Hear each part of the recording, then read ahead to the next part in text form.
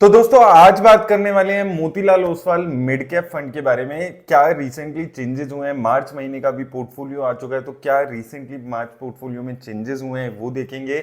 इसके अलावा क्या इसकी मेजर रिस्क रेशियोस चल रही है, अभी क्या स्ट्रेटेजी में कोई मेजर चेंज हुआ है और क्यों ये फंड अच्छी खासी गिरावट दिखा रहा है, और सबसे इंपॉर्टेंट बात, क्या आपको इस फंड से अभी निकलना चाहिए या अभी भी कंटिन्यू करना चाहिए। अब देखिए, सबसे पहले तो अभी रिसेंटली एक दो महीने पहले इस फंड के फंड मैनेजर चेंज हुए हैं। सबसे पहले अभी 5-6 साल से निकेत शाह जी इस फंड को मैनेज कर रहे थे और एक जबरदस्त रिटर्न्स इस फंड ने जनरेट की थी। पिछले 2 साल से काफी खराब रिटर्न्स इस फंड ने दी है। अभी रिसेंटली 2 महीने पहले इनके फंड मैनेजर्स को भी चेंज कर दिया गया है। अब उसकी वजह से क्या स्ट्रेटेजी में चेंज हुआ है नहीं हुआ है वो बहुत ज्यादा इंपॉर्टेंट हो जाता है समझना। तो सबसे पहले तो ये देख लेते हैं कि क्या क्या चेंजेस इसने अपने फरवरी से मार्च के पोर्टफोलियो में किया है। तो ओवरऑल यहां पर अगर आप देखेंगे, कुछ डिटेल्स यहां पर मैंने कैप्चर की है जिसमें ओवरऑल डिटेल्स आ रही हैं, कितनी क्वांटिटी, क्या चीजें हैं और कौन सी कंपनीज यहां पर इसके पोर्टफोलियो में है। तो देखिए, टोटल 27 कंपनीज इसके पोर्टफोलियो में है, जिसमें से 3 कंपनीज इसने नई ऐड की है। ये जो 3 कंपनीज ग्रीन में हाईलाइट की हुई है मैंने, जिसमें से टीवीएस मोटर आ जाती है। 2.5% यहां पर इसमें इन्होंने हिस्सेदारी ली है। लगभग आप देखेंगे तो 21 लाख शेयर्स इसके खरीदे हैं। इसके अलावा वारी एनर्जीज, प्रीमियर एनर्जीज, ये दोनों ही कंपनीज जो कि सोलर सेक्टर में है, इन दोनों कंपनीज में इन्वेस्टमेंट की गई है, यानी कि इस सेक्टर पे बुलिश ये फंड होते हुए नजर आ रहा है। दोनों कंपनीज में 1-1% की इन्वेस्टमेंट यहां पर इस फंड हाउस ने यहां पर की है। इसके अलावा अगर हम देखें मेजरली, अगर हम पहले बात करें कि किन कंपनीज में चेंजेस आपको देखने को मिले हैं, तो सबसे पहले अगर हम चेंजेस की बात करते हैं, चेंजेस की अगर हम बात करते हैं सबसे पहले, तो यहां पर आप देखेंगे परसिस्टेंट सिस्टम, इटर्नल, कोफोर्ज, इन कंपनीज में अच्छी खासी यहां पर सेलिंग करते हुए नजर आए हैं, जिसमें सबसे ज्यादा आपको यहां पर इटर्नल में सेलिंग दिखेगी, काफी अच्छी 30 लाख शेयर्स में बिकवाली है। इसके अलावा Aditya Birla Capital, Dixon Technologies, L and T finance और एक्सिस बैंक, ये 5-6 कंपनीज हैं जो काफी लंबे टाइम से हाई कन्विक्शन ये बेट्स रही थी इस फंड की।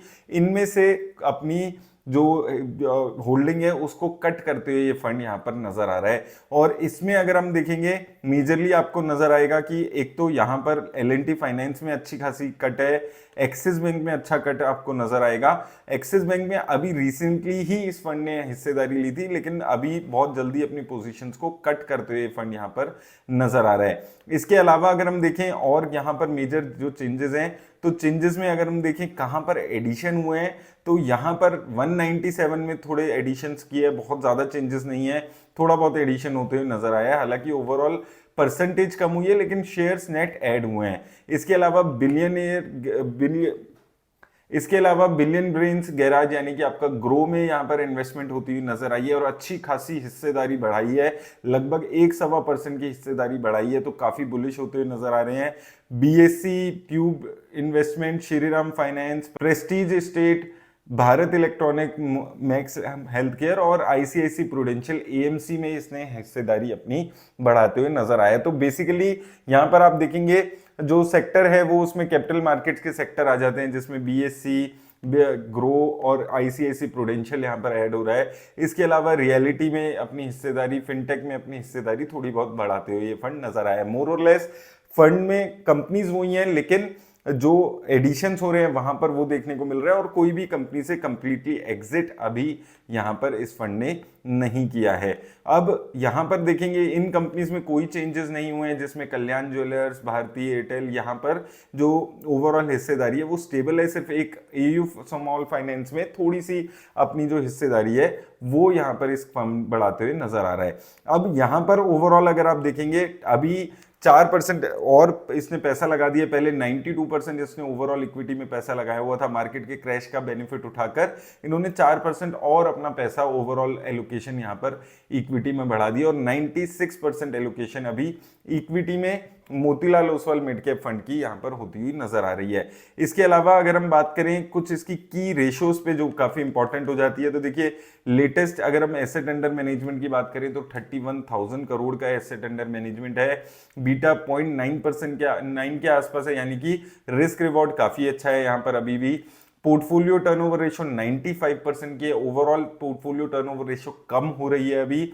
स्टैंडर्ड डेविएशन 19.4%, शार्प रेशियो 1 के आसपास है और पोर्टफोलियो का प्राइस टू अर्निंग 44 है, जबकि बेंचमार्क का प्राइस टू अर्निंग अभी भी 32 के आसपास है, जो कि इंडिकेट कर रहा है कि भाई देखिए ओवरऑल अभी इसके जो प्राइस टू अर्निंग है पोर्टफोलियो की वो 50 से ऊपर थी, जो अभी गिर के 44 हुई है, लेकिन अभी भी ओवरऑल अगर हम देखेंगे तो प्राइस टू अर्निंग इसकी हायर साइड पे है बेंचमार्क को अगर हम कंपेयर करते हैं, जिसको थोड़ा सा ये पता चल रहा है कि भाई अभी भी रिस्क जो है वो काफी ज्यादा है अगर आप इस कंपनी में इन्वेस्ट कर रहे हैं, इस फंड में इन्वेस्ट कर रहे हैं तो। अब अगर हम ओवरऑल इसकी रिटर्न्स की बात करें, रिटर्न्स पे चलते हैं एक बारी, तो अगर हम रिटर्न्स की यहां पर बात करेंगे, देखिए 3 महीने, 6 महीने, 1 साल, 2 साल खराब परफॉर्मेंस है, इवन 3 साल में भी अब जो परफॉर्मेंस है वो खराब होने लगी है। तो ओवरऑल जो चीजें हैं वो बहुत ज्यादा पॉजिटिव इस फंड के लिए नहीं नजर आ रही है। 1 साल में कैटेगरी एवरेज ने 16% की रिटर्न दी है, लेकिन इस फंड ने सिर्फ 5% की रिटर्न दी है। 2 साल में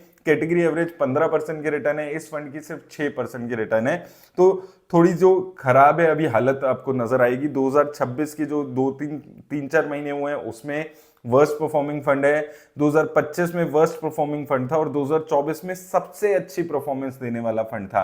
देखिए यही फर्क होता है, जो हाई रिस्क फंड्स होते हैं वहां पर आपको यही चीजें देखने को मिलती है कि यहां पर जो रिस्क है वो ऐसा ही होता है, वो वॉलेटिलिटी का रिस्क थोड़ा सा ज्यादा होता है, थोड़ा कंसंट्रेटेड पोर्टफोलियो होता है और ज्यादा फंड अगर ओवरऑल चलता है तो ही रिटर्न्स आपको देखने को मिलती है, नहीं तो ऐसे खराब रिटर्न्स आपको देखने को मिल जाती है। वहीं अगर हम रोलिंग रिटर्न्स पे यहां पर बात करते हैं तो देखिए रोलिंग रिटर्न्स में भी यहां पर ये फंड अभी तक काफी अच्छी रिटर्न्स देते हुए नजर आ रहा था, लेकिन अब जो इसकी लगातार पिछले 2-2.5 साल की परफॉर्मेंस खराब हुई है, पिछले 3 सालों की भी परफॉर्मेंस अब खराब हो गई है। तो लॉन्गर वर्जन में अगर आपने पिछले 3 साल में भी Motilal Oswal mid cap fund में पैसा लगाया होगा तो आप अभी बेंचमार्क जैसी रिटर्न्स भी जनरेट नहीं कर पा रहे होंगे। लगभग 3 साल में अगर आप देखेंगे मिड कैप का जो बेंचमार्क इंडेक्स है 150, इसने 22% की रिटर्न्स दिए हैं, वहीं इस फंड ने 20.82% की रिटर्न्स दी है, यानी कि बेंचमार्क इंडेक्स से भी 2-2.5% कम रिटर्न्स ये फंड अभी देते हुए नजर आ रहा है। तो धीरे धीरे परफॉर्मेंस जो है वो खराब हो रही है। लास्ट वीक हमने बात की थी, वहां से भी अभी फर्दर परफॉर्मेंस यहां पर खराब हो रही है। अब देखिए पॉजिटिव बात यह है कि यहां पर बहुत, एक तो फंड ने अपनी इन्वेस्टमेंट स्ट्रेटेजी बहुत ज्यादा चेंज नहीं किया। हालांकि एक चेंज है जो मैंने पिछले मंथ भी इनके पोर्टफोलियो में हाईलाइट किया था कि अब थोड़ा सा जो रिस्क है उसको ये फंड धीरे धीरे कम कर रहा है। अब पहले तो सारी ही हाई रिस्क कंपनीज होती थी, अब थोड़ा सा बैलेंस बनाने की कोशिश यहां पर हो रही है। यहां पर अब थोड़ी सी लो रिस्क कंपनी, जैसे यहां पर आपको श्रीराम फाइनेंस दिख जाएगा, एक्सिस बैंक दिख जाएगा, ऐसी कंपनीज में भी अब पैसा लग रहा है, और डिक्सन टेक्नोलॉजीज, इटर्नल, कोफोर्ज, ऐसी कंपनीज में थोड़ा सा जो पैसा है वो कम हो रहा है। तो ये थोड़ा सा बैलेंस बनाने का ये फंड अभी काम कर रहा है। पहले वन साइडेड चलता था, 19-20 यहां पर कंपनीज होती थी ओवरऑल पोर्टफोलियो में, और 19-20 में से लगभग 15-16 कंपनीज हाई रिस्क वाली कंपनीज होती थी। अब धीरे धीरे इसने 2 चेंजेस किए। एक तो धीरे धीरे थोड़ी सी कंपनीज ये अपना इंक्रीज किया है, तो थोड़ा सा 20 से अभी धीरे धीरे, पहले 22-23 आया, अब 27 कंपनीज इसके पोर्टफोलियो में हो गई है, तो वहां से थोड़ी सी डाइवर्सिफिकेशन लाने की कोशिश हो रही है।